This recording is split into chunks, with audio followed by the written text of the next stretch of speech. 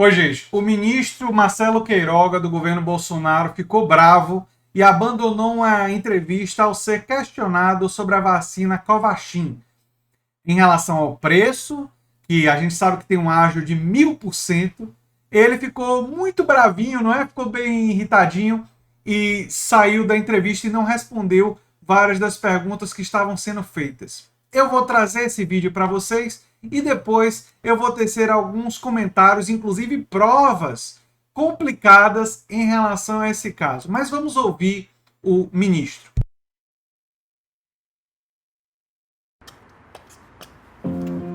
A gente respeita. Só esperar a propaganda aqui passar, porque a gente tem que pular. Bom dia, ministro. Bom dia, tudo bem?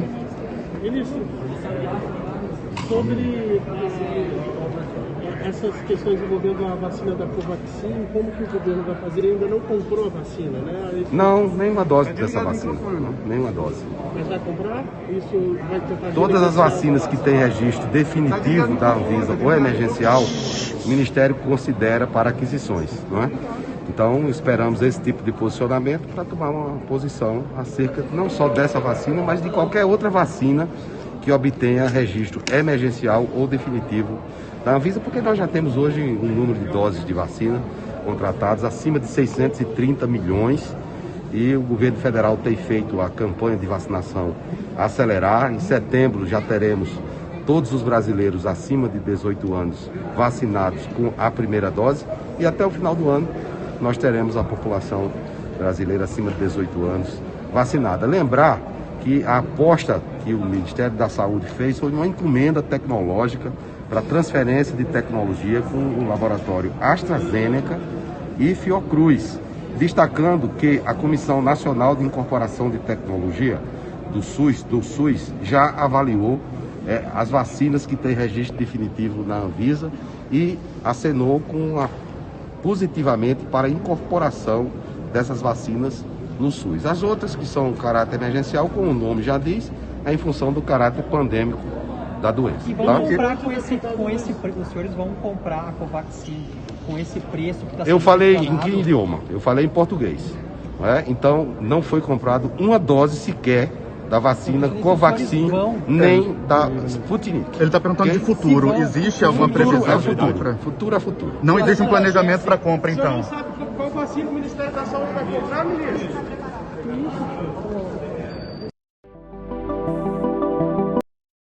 Ah, desculpe, gente, eu tenho que rir, porque quando ele foi perguntar da questão do preço, né, ficou nervosinho, perguntou se estava falando em português, disse que não comprou.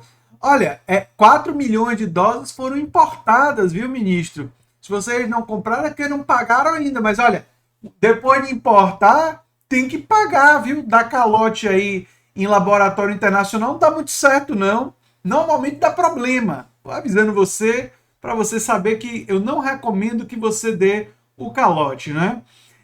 E as provas que eu estava falando é porque tem uma reportagem da CNN, deixa eu mostrar para vocês aqui, né?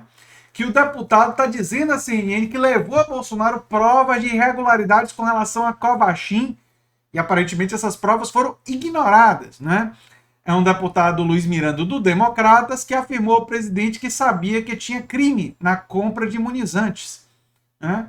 O deputado Luiz Miranda afirmou nessa quarta-feira, agora há pouco, que levou pessoalmente ao presidente Jair Bolsonaro provas contundentes de irregularidades nas negociações para a compra da vacina Covaxin. O presidente sabia que tinha crime naquilo. Disse o deputado. Miranda é irmão de um servidor do Ministério da Saúde que, segundo ele, teve conhecimento dos problemas.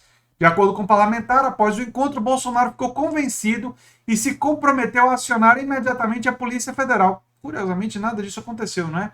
E agora quem está investigando é o Ministério Público Federal. Diz ele, entreguei a Bolsonaro, o caso não é só de pressão. É gravíssimo, tem desvio de conduta, invoice irregular, pedido de pagamento antecipado que o contrato não previa, quantidades diferentes, né? Enfim, um monte de coisa, né? E aí tem os detalhes, vou deixar a reportagem no comentário fixado. E aqui tem uma sistematização feita pela revista Fórum, que eu recomendo que vocês deem uma olhada, que eles sistematizam todos os problemas, né, dessa compra dessa vacina. tem 1000% de ágio, foi intermediada por uma empresa que é acusada de corrupção no Ministério da Saúde, na gestão do Ricardo Barros, autor da emenda que permitiu a importação. Enfim, é uma história muito escabrosa, né? A procuradora Luciana Loureiro, que conduziu as investigações na esfera civil, diz, abre aspas, para a procuradora, a omissão de atitudes corretivas da execução do contrato, somada ao histórico de irregularidades que pesa sobre os sócios da empresa Precisa, e de fato, esses sócios da empresa Precisa não inspiram nenhuma confiança, e eu estou sendo extremamente eufemístico, né? Eu estou usando de um eufemismo bem forte quando eu digo que eles não inspiram confiança, porque na verdade eles inspiram muita desconfiança, né? E o preço elevado pago pelas doses contratadas, em comparação com as demais, torna a situação carecedora de apuração aprofundada sobre o duplo aspecto civil e criminal, uma vez que a princípio não se justifica a temeridade do risco assumido pelo Ministério da Saúde. E aqui tem os outros detalhes no despacho, né? E a Fórum listou ponto a ponto que sabe até o momento sobre o contrato e como isso sinaliza uma antiga prática de lobby, que é cerne de toda a corrupção na relação entre empresas e governos, né? E aqui o lobby do Ricardo Barros e a aprovação da medida provisória. O ex-ministro da Saúde do governo golpista do Michel Temer e atual líder da tropa de choque bolsonarista na Câmara, o deputado federal Ricardo Barros, tem um longo histórico de lobby junto à Global Gestão de Saúde, empresa controladora da, você adivinhou, Precisa Medicamentos, que representa o laboratório indiano, o produtor da Covaxin. Quer dizer, é uma relação, né, de troca de favores, de empresa com o governo, todo mundo se alocou. E aí você superfatura a vacina, e esse povo deve estar levando um dinheiro gigantesco. Porque é bom lembrar que basta você, o dinheiro que você leva na corrupção como rachadinha, que o Bolsonaro e a família dele enriqueceu bastante, e é crime, é óbvio que é uma forma de corrupção que estava disponível a eles naquela época, e continua disponível aos filhos, tanto é que continuar. Mas a corrupção que você pode fazer quando você chega ao posto da presidência, você tem os ministérios e você tem a relação promíscua com as grandes empresas, é uma corrupção de uma escala completamente diferente. É a mega corrupção. É a hipercorrupção, né? Quando o ministro de Temer, Barros foi investigado por corrupção por compra de medicamentos sem licitação por causa de demandas judiciais da Global, que pertence ao empresário Francisco Maximiliano, né? Barros é autor da emenda e coordenou o lobby a partir de fevereiro desse ano para aprovação da medida provisória que autorizou a importação e distribuição de quaisquer vacinas, insumos ou medicamentos sem registro na Anvisa, desde que aprovadas pela autoridade sanitária em outros países. A emenda de Barros acrescentou a Central Drug Standard Control Organization, da Índia, no rol de órgãos habilitados para dar essa autorização. E aí a intermediária suspeita, a Precisa Medicamentos, havia firmado com o tal do contato, né, para a exclusividade da negociação da Covaxin. A Global Gestão em Saúde, sócia da Precisa, tem uma dívida de 19 milhões com o Ministério da Saúde. A empresa venceu uma licitação para fornecer medicamentos, né? O ágio de 1000% que eu já falei, né? Pressão pela importação. Em depoimento, o servidor do Ministério da Saúde, Luiz Ricardo Miranda, disse ter sofrido pressão atípica para garantir a importação da vacina, sendo acionado por diversos superiores, inclusive aos finais de semana. Olha só, isso aqui é prova do que eu sempre falei, que as pessoas são pressionados, funcionários e servidores são pressionados para garantir a importação da vacina. Lembram que eu falei sobre isso? E teve gente brigando comigo e dizendo que eu não devia dizer que esse tipo de coisa existe e que os servidores não são pressionados e que eu não devo duvidar. Olha, eu não estou querendo duvidar da questão ética dos servidores sem provas. Mas qualquer pessoa que tem o mínimo de conhecimento sobre o funcionamento do Estado sabe que os lobbies e que as grandes corporações empresariais exercem essa pressão aqui. E o que o Luiz Ricardo Miranda está dizendo não é nenhuma surpresa para nenhuma pessoa que está inteirada com pesquisa política, como é o meu caso. Isso aqui é a realidade política brasileira. E a realidade política na maioria dos países. E quanto mais poder as grandes corporações empresariais estiverem sobre os governos, maior é essa realidade, né? A pressa também no fechamento das negociações também impressionou o Ministério Público. O período entre negociação e assinatura do contrato levou 97 dias. O do imunizante da Pfizer levou 330 dias, o prazo mais longo entre todas as vacinas, sendo que a Pfizer é das mais eficazes e que tinha passado por mais testes.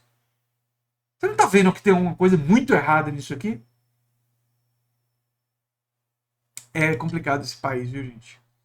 Até em cima da vacina, esse pessoal quer ganhar muito, muito, muito dinheiro.